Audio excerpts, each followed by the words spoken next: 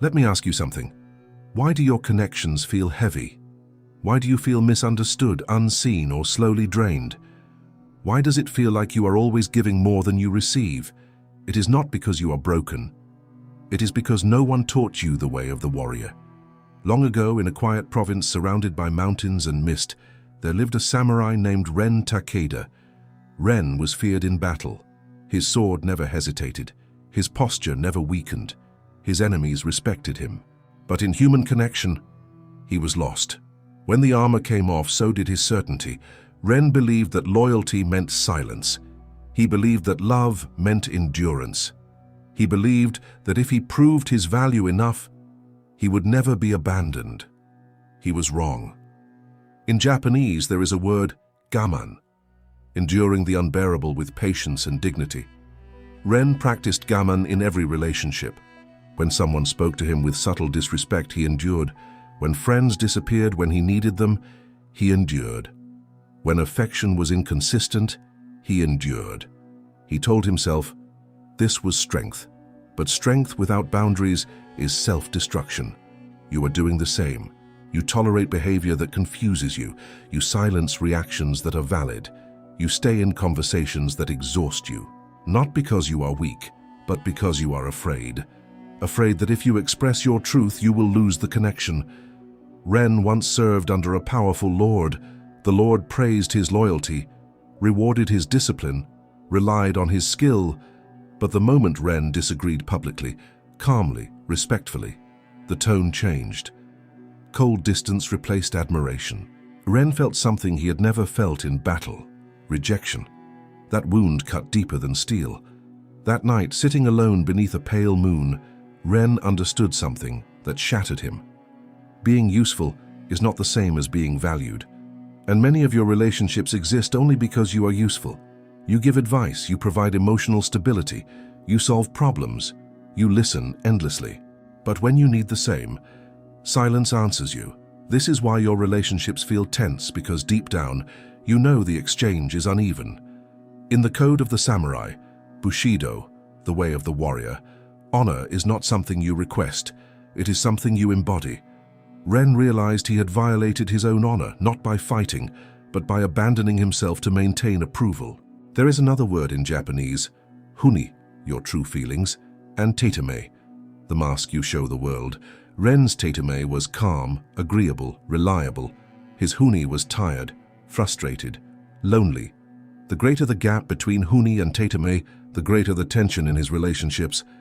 And this is where your suffering hides. You are not stressed because people are difficult.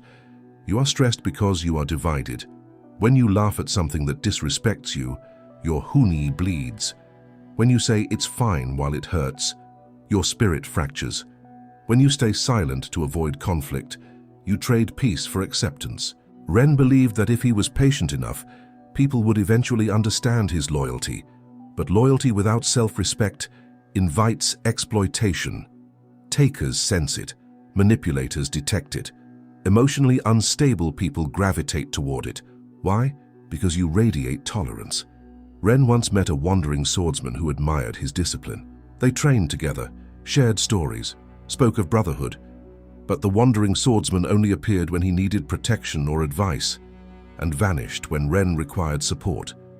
For months, Ren ignored the imbalance. He feared confrontation. He feared losing companionship. But one evening, near a quiet river reflecting the crimson sky, Ren faced a brutal truth. Peace is more valuable than popularity. If someone's presence costs your inner stability, it is not connection, it is dependency. There is a Japanese concept called jibun, one's core self, true identity. Ren had built his identity around being needed, but he had not built it around being respected. And this is where you must pay attention. If your identity depends on being chosen, you will tolerate anything to avoid rejection. Ren's transformation did not begin with attracting better people. It began with solitude. In Japanese, solitude is called kodoku, being alone, separated from the crowd. Most people fear kodoku. Ren embraced it. He stopped attending gatherings where he felt drained. He stopped explaining himself excessively. He stopped volunteering emotional labor to those who gave little in return. At first it felt uncomfortable. The silence was loud.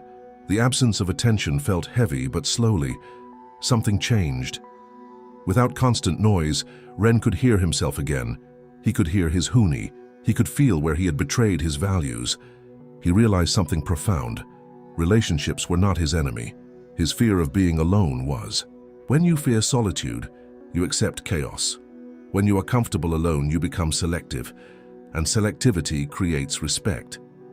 Ren began practicing Kaizen, continuous self-improvement, not to impress others, but to align with himself. He refined his discipline, strengthened his emotional control, guarded his time. He no longer reacted immediately to messages. He no longer explained boundaries twice. He no longer argued to be understood. He simply observed, and something powerful happened. People began adjusting their behavior around him, because calm confidence is intimidating. Desperation repels. Composure attracts. Ren did not become colder. He became clearer, and clarity removes tension. Your relationships are tense because you are unclear about your own standards. You want peace, but you tolerate disrespect. You want loyalty, but you reward inconsistency. You want depth, but you fear honest confrontation. Ren learned, not every battle deserves your sword, and not every person deserves your access. The moment he stopped chasing connection, connection began chasing him. When Ren Takeda stopped chasing connection, something uncomfortable happened first. Silence. Invitations slowed. Messages became shorter. Certain faces disappeared. And for a moment, doubt whispered, "Have I become cold?" But Ren had learned to sit with discomfort. There is a Japanese word, shizuka, deep, intentional quietness. Ren chose shizuka over noise. Most people never reach healthy relationships because they are afraid of the temporary emptiness that comes before alignment. When you stop overgiving, people who benefited from your overgiving feel the shift, and those people rarely stay. Ren began observing instead of reacting. He noticed patterns. Some people only called when they needed reassurance. Some only showed warmth when they felt you pulling away. Some praised loudly in public, but diminished quietly in private. Before he would have rationalized it. Now he studied it. A warrior does not hate his enemy. He understands him. Ren understood something critical. Toxic people reveal themselves through inconsistency, not through obvious cruelty. In Japanese philosophy, there is the concept of ma, the space between things, the pause. Ren began paying attention to the ma in conversations, the pauses, the shifts in tone, the energy after interaction. If he felt drained repeatedly, he reduced access, not dramatically, not angrily, strategically. This is how you avoid bad people, not by announcing it, but by adjusting your availability. Ren created invisible rules. Respect must be mutual. Effort must be reciprocal. Words must match actions. If someone violated these patterns consistently, he did not argue. He distanced. Distance is power. There is another Japanese term, zanshin, remaining awareness even after the strike. In relationships, zanshin means emotional awareness. After every interaction, Ren asked himself, did this add strength to my spirit, or did it weaken it? If it weakened it repeatedly, the answer was clear. He stopped explaining boundaries to those who pretended not to understand. He stopped debating his value. He stopped trying to be less intense to make insecure people comfortable. And something fascinating happened. The wrong people felt uncomfortable around him because boundaries expose manipulation. People who rely on guilt cannot operate around clarity. People who rely on chaos cannot thrive around calm discipline. At first, Ren felt alone, but it was a clean loneliness, not the crowded loneliness he once felt surrounded by people. It is better to be alone with peace than surrounded by tension. Then came the shift. A young warrior approached him during training, not to take, not to flatter, but to learn. He asked direct questions, accepted correction, showed consistency. Consistency builds trust, not intensity. That is how you identify good people. There is a Japanese value called shin, integrity, sincerity. Ren filtered people through shin. Slowly, Something changed, because Ren was no longer desperate for approval. His presence felt grounded. People felt safe around grounded energy. He listened. And when he spoke clearly. There is a powerful concept, wabi-sabi, beauty in simplicity and imperfection. Ren valued simple, honest interactions. Depth replaced drama, and drama is what attracts chaos.